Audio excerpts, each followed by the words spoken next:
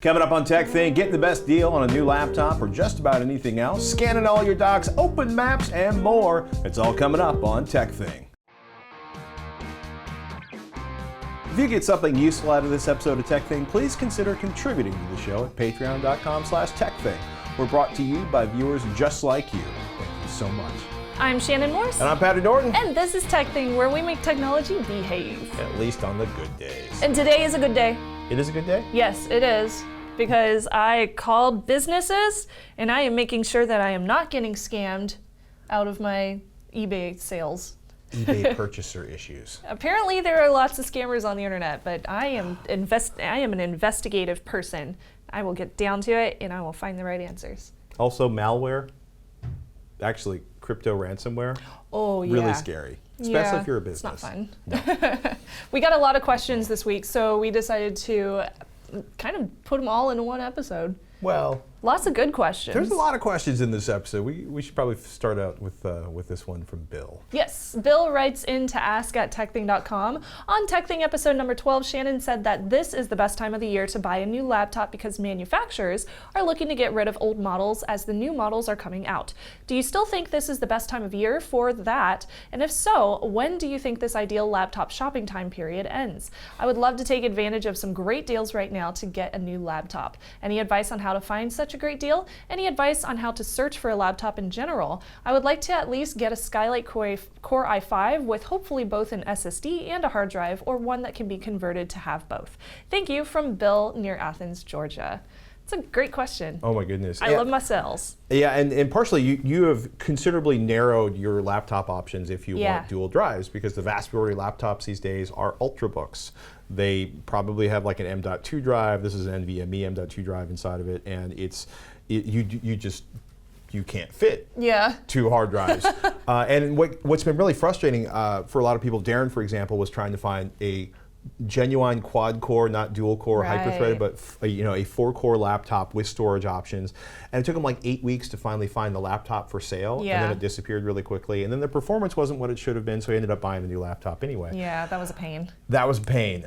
So getting kind of sort of working backwards, on one hand, yes, April is traditionally the time of year to buy laptops, and on the other hand, patience and smart shopping might work a lot better for you. Because sales do happen throughout the year. Sales happen throughout the year, random discounts happen through the year, refreshes on models happen throughout the year these days. Like traditionally, most of the laptops were made by Japanese manufacturers, or most of the ones that were sold were, for example, by Toshiba, and the end of the year financially was in March, and they'd be dumping a lot of inventory in April, right? That's kind of like the origins of what's going in there. Consumer Reports, Lifehacker, various other sources quote that. Back to school sales, especially on less expensive laptops, bring a lot of really good deals. Black Friday / Cyber Monday / it's pretty much the entire month of November now. Yeah, seriously. What's the number one rule for buying something on a Black Friday sale? Know what the original price was so that you know if you're actually getting a good deal. Because they might just up the price in November and then make it go down like the week before Thanksgiving and be like, oh yeah, it's a great sale, but it's not. Or they might discount it by like $2 and it's not a good deal at all. Yeah. So in that case, it would be better to wait until April. Yeah. So always pay attention to like what the original price was so that you know if you're getting a good deal or not. Yeah, the refresh cycle. When did the new models come out? Yes. When the new models come out, the old models drop in price because they're trying to clear the channel. And also the newest models tend to be the most expensive when they first come out. You'll also notice if there's a high profile laptop, let's say the HP Spectre 13, for example. Yeah. Not that I've investigated the prices on this, but something where it's like everybody's going, oh, it's the thinnest, lightest, most amazing laptop ever. And it's a gorgeous laptop. It's very pretty. It really is. I want to get my fingers on the keyboard to see what it feels like. But a lot of times like a new high profile laptop will come out and they'll sell out of the least expensive options, or sort of the middle of the range option that most people should actually be buying. So the less expensive, lower margin models sell out, and then you are forced to possibly buy a more expensive model than you wanted. Right. And then like 3 months later, you find out when they come back in stock that they've dropped it from the original asking price. Not that I'm bitter and angry about stuff like that. And sign up for sales too. Oh, like a lot of websites from the manufacturers like Lenovo, Dell, HP, Microsoft even. Right. You can sign up on their sites with your email address and they'll send you sales whenever they have them, like on a daily or weekly basis. Although I would suggest in that case, sign up with a separate email than your regular one, so that you don't get completely like pummeled with advertisements every single day, which was something I learned pretty early on whenever I was signing up for advertisements online. If you've never seen it, check out CamelCamelCamel. In theory, it monitors like Amazon, Best Buy, and Newegg, but I pretty much only look at it for Amazon. So what you're looking at here is the price history on this Dell XPS 13.3-inch laptop, and it's been as high as like $978, which I assume was when supplies were out and third-party vendors were charging a lot, all the way down to $729. Wow. Right? So if you're looking at this history, like a year of history, notice April, it's at the lowest price, and then September, October, November, well, over here in June, it got really high again. So maybe June was setting up for the back to school discounts. But it's pretty crazy. You know, you basically type in what you're looking for. For example, this crazy chart is for OTC's 1532 2-ton capacity aluminum racing jack. OTC makes decent automotive tools that aren't overpriced. Now you might, and they don't fall apart, which is why it's not like a $65 Harbor Freight jack. But if you look at this chart in here, right, we've got Amazon, and I'm going to uncheck third-party new and third-party used. So in this case, we've seen it as high as $340 and as low for $123. Wow. I wonder if we can remove the extreme values on that. That didn't help that much. Somebody was offering a fat discount, but then you can add in third-party prices, i.e. non-Amazon, third-party used prices, and you get a really good idea that this thing's pretty much going to cost between $217 and $260. Okay. And that you probably shouldn't buy it over here. Yeah. When it's up over $300. So that's extremely useful. I like that one a lot. A lot of people also like InvisibleHand, which seems to be more like, it's a browser extension and it'll give you eBay listings. And in this case, they're listing like all of the different prices. Oh, look, okay, so this is 3 stores that have the OTC 1532 jack for $97.90, which is ridiculously cheap. And it's $327, which is actually higher than what we should be paying for it. So and there you go, there's a coupon. Oh. Although it is higher. It is higher. Well, which is probably why they're giving you a coupon. Yeah, and well, that's also something you run into is in some cases, vendors send out bogus prices, so they get better listing, and then because that was supposed to be $97.19, and what I got instead was $327. That's really, really frustrating. If you've never considered it, I am a huge fan of refurbished products. My Optoma projector was refurbished. You've mentioned that before. Yeah, like I think every Apple laptop I've bought in the last 10 years has been refurbished. I bought refurbished from Dell. They all offer it. Lenovo has an outlet, which is really, really awesome. Dell Factory has an outlet that's really, really awesome.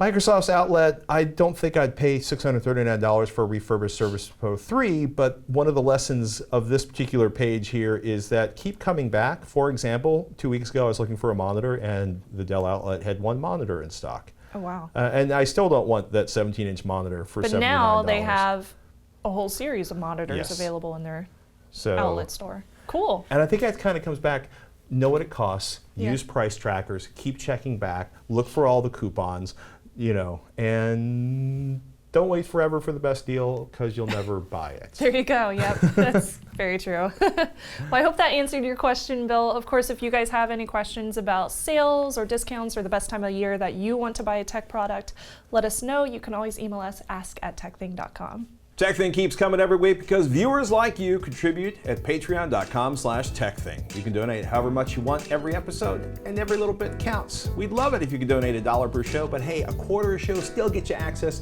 to our patron-only videos, and if you contribute more, you can get access to our patron hangouts with Shannon and I. If you can't donate, that is no problem. Please take the time to send us your questions, your tips, and if you have a couple minutes to review the show on iTunes or anywhere else, it is a huge help. And thank you so much for supporting TekThing however you do it. Matt writes in, hi Shannon and Patrick, I want to digitize a mountain of paper files so that I can organize and search them from my desktop, but I'm not sure where to begin. Do you have some recommendations on scanners and software that are built for this purpose? I'm also looking for a method to securely store some of the more sensitive files, such as financial records. If I only have to do this project once, I might as well do it right. Thanks, Matt. I agree with you, sir. And that is an excellent goal, because if you do it right the first time, you won't be going around in 2 years being like, yes, I don't have that, or I can't read. That's the worst. Like, I can't read those files. Oh yeah, that's not good. People who scanned in pictures 10 years ago. Yeah. And now they're like, what was considered really, really good resolution back then is really, it's not really so good these atrocious days. now. So Yeah. That said, all scanners are pretty amazing these days. They are. They're much better than they used to be. So once you have your documents all sorted and scanned, I'm going to go backwards on this. I would put them all on an encrypted drive of their own. You can keep a drive connected to your computer, like an internal drive, just for funsies, and then you can decrypt it with VeriCrypt whenever you need to view them. Right. So maybe if the IRS calls, you might need to view your things. You might want to unencrypt them for them. Of course, I would refer to my episode on encrypting an external hard drive for how to start up and set up the encryption, because it is a little complicated, but as long as you follow my tutorial, it's very, very simple. But a drive or a thumb drive that's not connected to your laptop, that's not connected to your network, that's not air-gapped. Air-gapped is not going to be the victim of crypto ransomware. That's so true. I'm a little obsessed with this week. Of course, if you do have an internal hard drive, and you want to encrypt that one, just make sure you have a backup somewhere, like on a NAS or in a cloud or something like that. Encryption's amazing until you lose the password. Yes. And then don't lose your password. Really embarrassing. And then for scanners, I wanted to recommend this little guy. It's called the DoxieOne. Look at it. It's like you can throw it in a purse.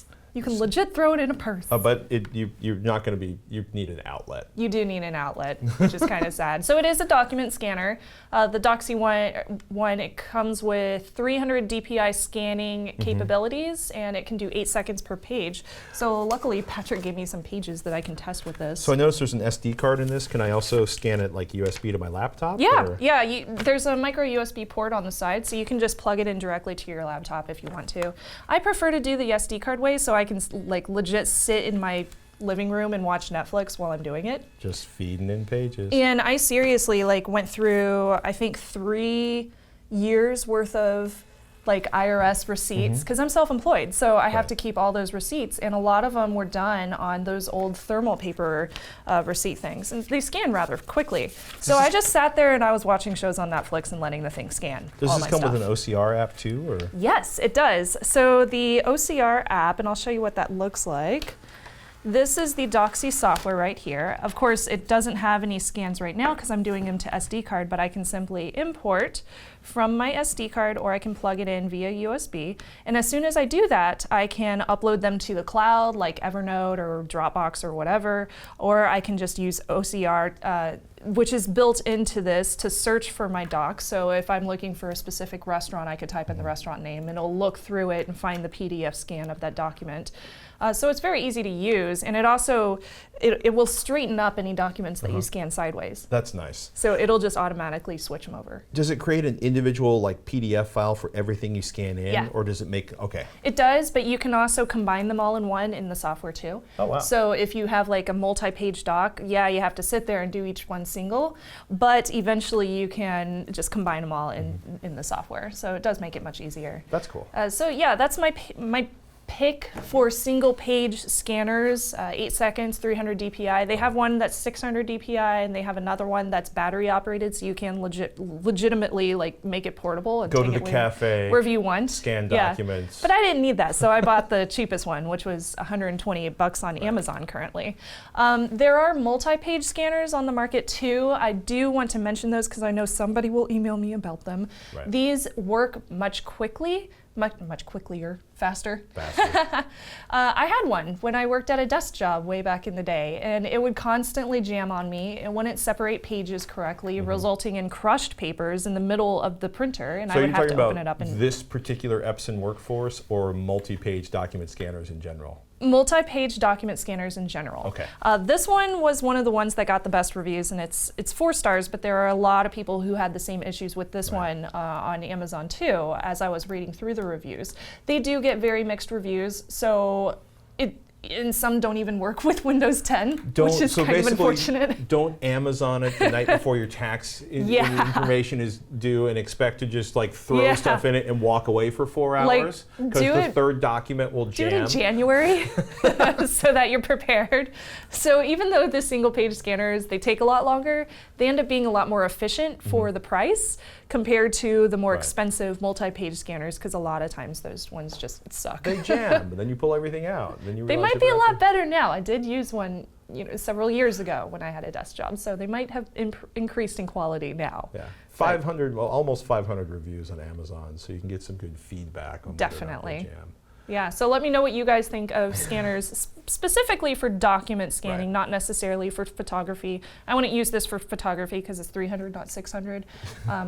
If I wanted to scan photos, I would opt for the higher DPI setting. I'm actually amazed at how good the scanner that's built into my Epson Artisan printer is. Yeah. It's a good thing.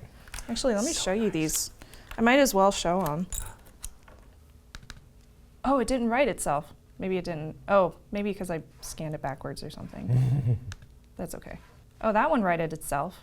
And that one was fine because it was scanned the correct way. Right. But yeah, it's very clear quality, so it works really well. Nice. Yeah. So I like it. Let me know what you guys think. Of course, you can always email me, ask@TekThing.com, about your favorite scanners for documents. Oh my goodness, thank you to everybody that sent in their system specs to ask@TekThing.com. Mentioned last week working on a $500 PC build, and I asked people to send to ask@TekThing.com CPU, memory, GPU under PC specs, because I was curious what people were using. Some of you didn't follow directions. Or I gave them the wrong directions. For the topic.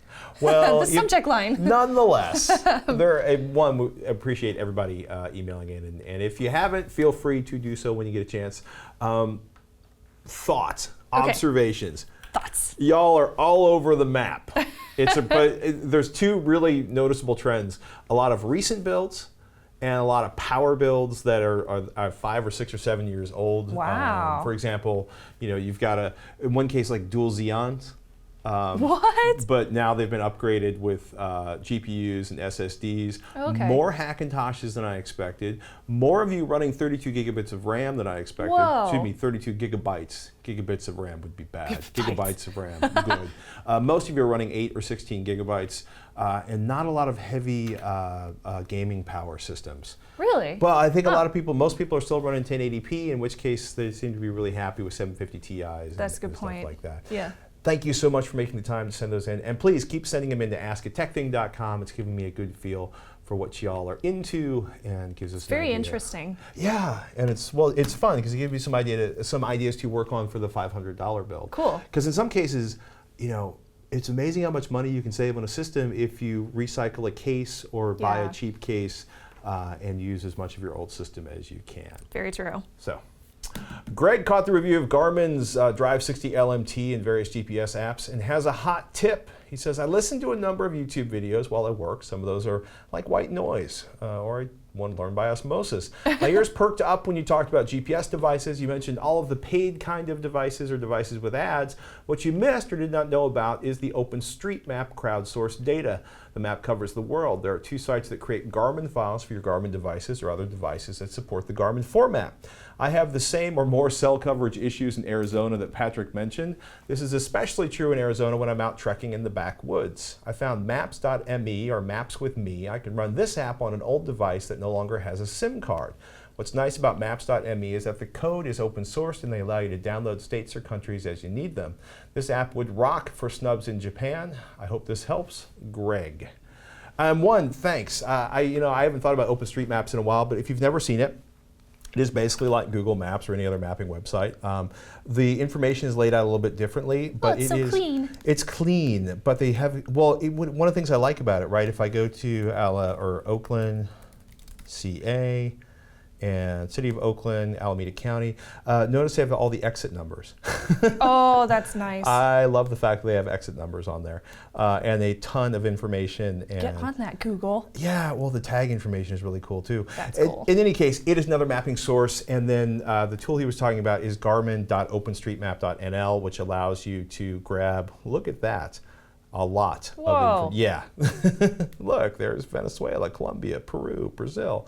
Wow. Yeah, it's good stuff. And if you've never seen it, maps.me is the website that allows you to download the maps and run them on your system. Oh. You have experimented with apps, maps.me. I have. Yes, I did. And okay, so I was really excited because Darren was like, oh, you got to just download everything from Google Maps. So that's what I was going to do. I was going to download offline Google Maps for Tokyo and Kyoto. Right. But unfortunately, offline maps not available in Japan. Really? On Google Maps. Yeah, just not. Like, So if you're listening, Google Map employees, if you're out there, I know you probably can't change this. It's Right. probably some kind of contractual obligation or agreement. licensing with Japan or something. But disagreement. make this happen. If I was going somewhere else, this would probably work really great, but it doesn't work, and I'm very sad about this. So instead, I'm going to use a few different things. I'm going to screenshot directions off of Google Maps because I'm very familiar with that, and they Right. have all the transportation options. And transit is really good in Japan, so I'm going to use those screenshots like cray, a physical map or two, the old school versions, because why not? And some very, very beginner's Japanese language skills to ask for directions, and hopefully I'll get by. I'm also taking my phone, and it is Google Fi, which supposedly works in Japan, Right. even though it's like the same network as T-Mobile. Okay. So supposedly it works fine over there. I've had friends that have used T-Mobile and it works flawlessly for them. So I'm hoping I will have the same experience, but we'll find out when I get there. So hopefully I can use Google Maps while I'm there. Of course, if that doesn't work though, I'll also use free Wi-Fi, which is going to be like a serious last resort because of all the security concerns. But yay, good thing I just reviewed VPNs because I will use VPNs like crazy.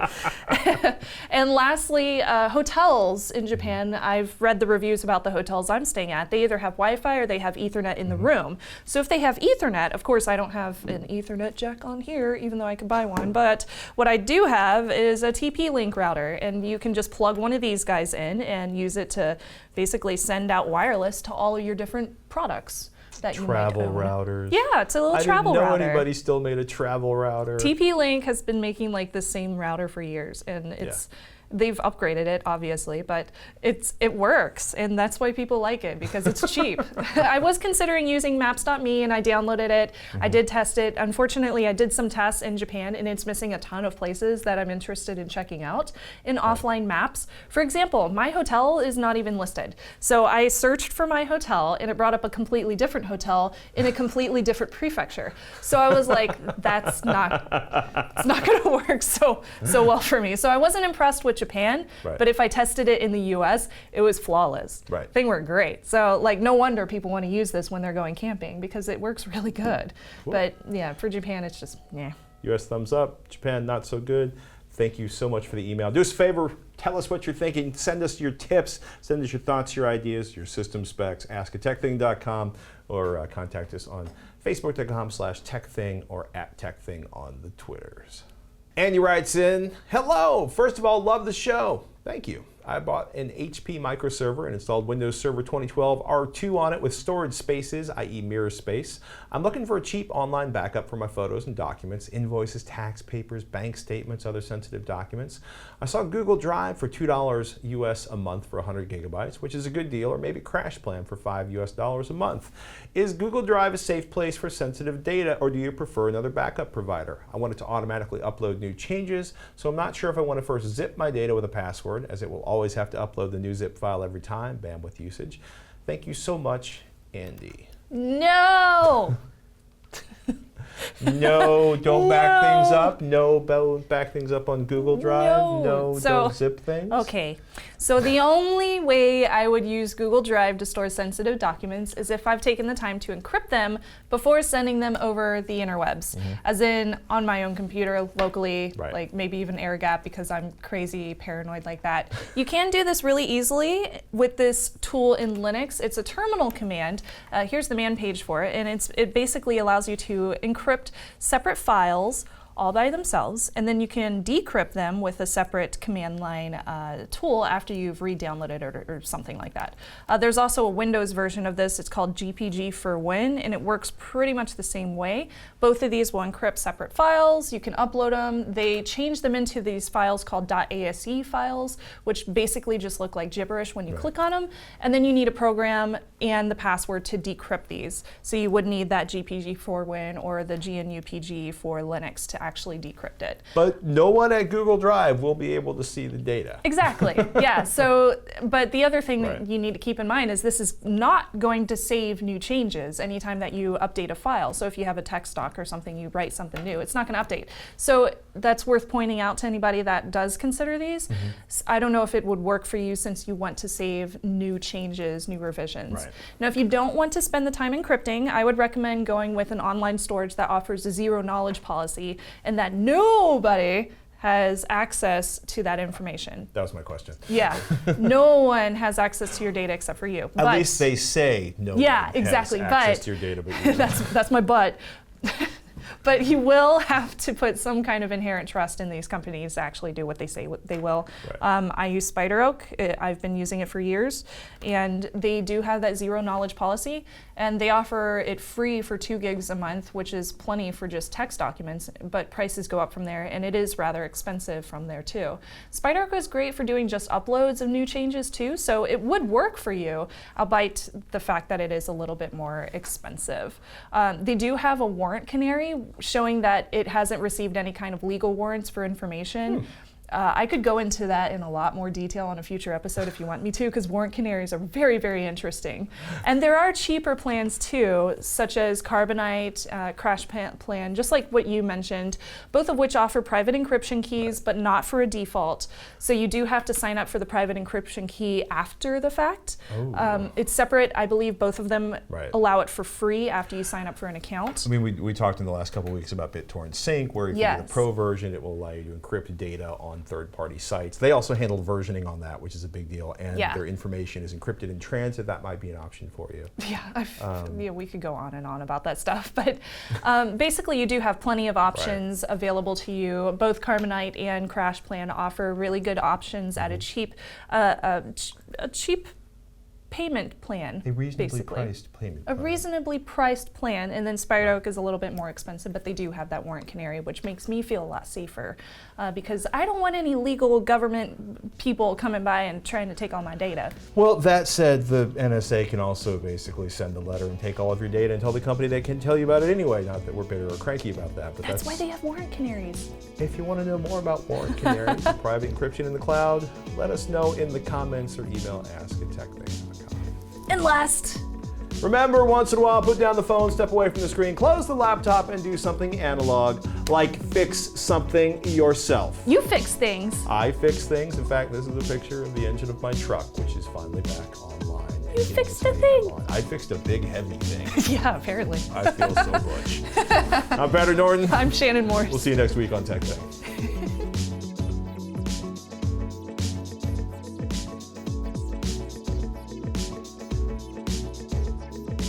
Butch. That's been a running joke, and then Colleen and I think sort of brought it to a ridiculous extreme at one point. That's so funny. Yeah. I feel butch. Well, I mean, 1,100-pound diesel engine, and I'm torquing like, Pitman arm bolts, 225 foot. I'd buy a new torque wrench just to have a big enough torque wrench to tighten up the steering, which I thought was a worthy investment. I mean, technically I could have just put the pipe on the wrench and just yanked it until something broke. But I'm very big into using the proper torque values. Of course. For things like steering. It's embarrassing when the steering falls off the truck, so it's not going to happen. Oh. It happened to a friend of mine. Oh no. Yeah.